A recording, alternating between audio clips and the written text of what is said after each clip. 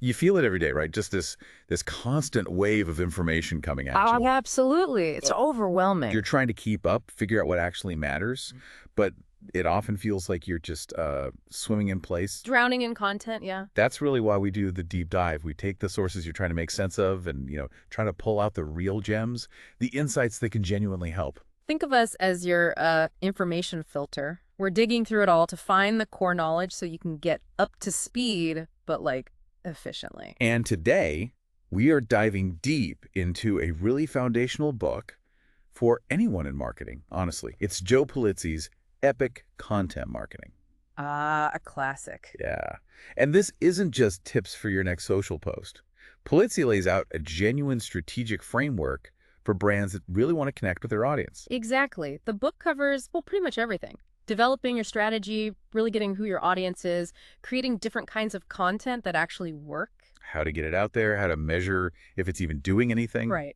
All of it. So our mission for this deep dive is pretty clear. Yeah. We want to equip you with a practical grasp of these epic principles. Yeah. The goal is for you to leave with things you can actually think about, maybe even start using right away. A bit of a shortcut, maybe, to being well-informed on this stuff. Yeah. Okay, let's dive in. First big idea. This fundamental shift, he talks about brands needing to act like publishers. Yes, this is really core to the whole book. The idea that marketing increasingly looks a lot like publishing. Right. It's not just about pushing ads anymore. Brands are now in the content creation business. Yeah. But he says this isn't entirely new, does he? No, not at all. He points way back, actually, to Deere and Company, the tractor people, and their magazine, The Furrow, launched over 100 years ago. It was a prime example of a brand building an audience by giving them useful info, not just about tractors, but about farming. Wow, over a century. That's amazing. So, okay, fast forward. The internet, social media arrives. What changed? Why did this publisher idea become even more critical? Well, the internet basically blew the doors open, didn't it? Anyone could publish anything. Right. Total democratization. Which led to this absolute explosion of content. Just noise everywhere. Suddenly, you weren't just competing with other brands, you were competing with everyone for attention. So in that kind of environment, how does a brand possibly get heard? That's where epic comes in, isn't it? What makes content epic? Being epic, according to Pulizzi, means being noticeably better, more valuable to the customer, focused on their needs, their interests. And way less focused on just plugging your own stuff. Exactly. It's about consistently delivering real value. And it's more than just the content itself. It's adopting that whole publisher mindset, editorial calendars, audience building, the works. He uses that analogy I remember from A Knight's Tale about changing your stars. It feels like a real call to action. It really is. It's a call to fundamentally shift your thinking away from just selling products towards genuinely serving your audience. Which perfectly sets up the next point.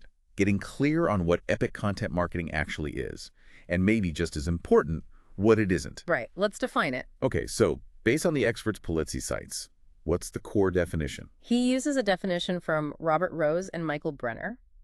Basically, content marketing is the strategic game plan for creating and sharing stuff that's relevant, valuable, and engaging Okay. for a specific audience you've identified, with the main goal being either getting new customers or, getting more business from the ones you already have. And those keywords seem crucial. Yeah, Relevant, valuable, engaging. absolutely. And Pulizzi really hammers home the point that customers don't fundamentally care about your products or services. But true. They care about themselves, their problems, their interests, their passions. Epic content taps directly into that. So how is this different from, the constant stream of social media marketing we see? Isn't that content too? It is content, yeah. But social media often focuses on shorter bursts, quick engagement on specific platforms. Content marketing, in Pulizzi's view, is often about creating more substantial, longer-form stuff. Like blog posts, videos, ebooks. Exactly. Things often hosted on your own website or platform. It's about building a lasting asset, not just chasing likes on someone else's platform. So it's less about fleeting trends and more about enduring value. Precisely. Platforms come and go, algorithms change, but a good story, genuinely useful information that has staying power. He quotes John Webben saying, "Content is currency." I like that. It's what fuels connection, what motivates people. We see this reflected in the job market too, right? He talks about journalists moving to the brand side. Yeah, he mentions GE hiring a Forbes editor. It shows brands realizing they need actual storytelling skills, people who get audiences. And at the same time, traditional ads, the interruptive stuff, it's just not working like it used to. Definitely not. Which creates this huge opportunity, right? For brands to step up. Yes. To become the trusted sources of information in their field, Pulizzi argues that brand publishers and traditional media actually share the same core goal now. Which is? Building an audience that loves their content enough to commit, usually through some form of subscription. And when you think about the sheer volume, he mentioned something crazy like 5,000 marketing messages a day hitting people. Yeah, it's an insane number. It just highlights that being average, just showing up, it's invisible. You have to be remarkable, epic to cut through. Which brings us squarely to strategy. How do you actually plan for this? Pulizzi starts this section with something he calls the disclaimer. Tell us about that. Okay, the disclaimer. It's basically him being upfront. He says, look, there's no single magic bullet here. No guaranteed formula. Right. He hopes the book gives you amazing insights, maybe even changes things for you, but it's not push-button success. It takes real effort. I appreciate that honesty. So if it's not a simple recipe, what's the strategic mindset he advocates? He talks about striving to be more right or less right. The idea is to consistently offer value that goes beyond just promoting your stuff. For you build credibility. Exactly. You gradually earn trust and become seen as a leader in your industry. It's about playing the long game. Okay. And he has a model for this, right? A maturity model for content marketing. Yes. He outlines 4 stages to help you see where you are. It goes listener, then resource, then trusted authority, and finally, storyteller. Can you give us a quick version of each? Sure. Listener is often about basic demand generation. Resource is about creating content to help people through the buying process more efficiently. Okay. Trusted authority means you're influencing the influencers, really seen as an expert. And storyteller, that's about creating excitement, building advocates, really engaging people deeply. That's a helpful way to think about the evolution. Yeah. And based on that, he lays out some core principles for making content epic. Yep. 6 key principles. 1, fill a genuine need for your audience. Answer their questions. Makes sense. 2, be consistent. You can't just publish sporadically. 3, be human. Show some personality. 4, have a point of view. Don't be afraid to stand for something. 5, aim to be the best source for your specific topic. Best of breed. Right. And 6, always keep the focus on the customer and their needs. Those sound simple, but they're so easy to forget in the daily grind, aren't they? He also talks about actually doing the work, creation, distribution. He does. He stresses that sometimes getting good content out there quickly is better than waiting for absolute perfection. Speed over perfection. Within reason, yeah. Consistency matters. Yeah. And you absolutely need a plan for distributing it, and editorial calendar is key. And the ultimate goal of all this content. To move the customer, to affect them positively, keep them engaged with your brand over time. Which leads really naturally into his point about subscription being the goal. It's not just about one interaction. Exactly. For many businesses doing this well, the ultimate aim is building that subscriber base. Email lists, social followers, whatever form it takes. It's about ongoing connection. And he gives examples, right? Companies where subscription is central. Oh, yeah. Copyblogger, Craft with their recipes, OpenView for venture capital insights, even Smosh and entertainment. Across the board, building that opted-in audience is huge. And the mindset shift there is treating content as an asset, not just an expense. Precisely. It's something that builds value over time. Tactics he mentions include things like really valuable niche email newsletters and having clear calls to action, asking people to subscribe. Okay, so you're creating epic content, aiming for subscribers. Yeah.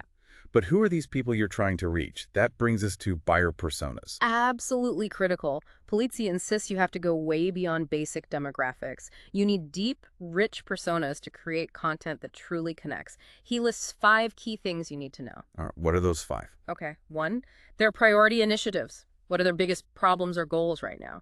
2, their success factors. How do they measure success? 3, perceived barriers. What makes them hesitate or doubt? 4, how they consume information. Where do they look? What formats do they like? Got it. And 5, their buying process. How do we actually go about making decisions? Understanding all that seems vital. And these personas aren't just for one person's benefit, right? They align the team. Totally. Everyone creating content should be working from the same understanding of who they're talking to. He suggests starting with your single most important persona first to keep things focused. Okay, you understand your audience persona. Right. Now, how do you map your content to their actual journey? That's the engagement cycle idea. Precisely. The engagement cycle merges your sales process with the customer's buying journey.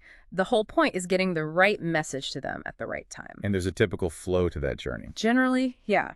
Starts with them knowing nothing about you, then becoming aware, then getting interested, then comparing options, and finally, hopefully, doing what you want them to do. And he talks about the messy middle being a key opportunity. Yes. That phase where they're researching, comparing, feeling overwhelmed, that's prime time for you to step in with targeted, helpful content that answers their questions and guides them.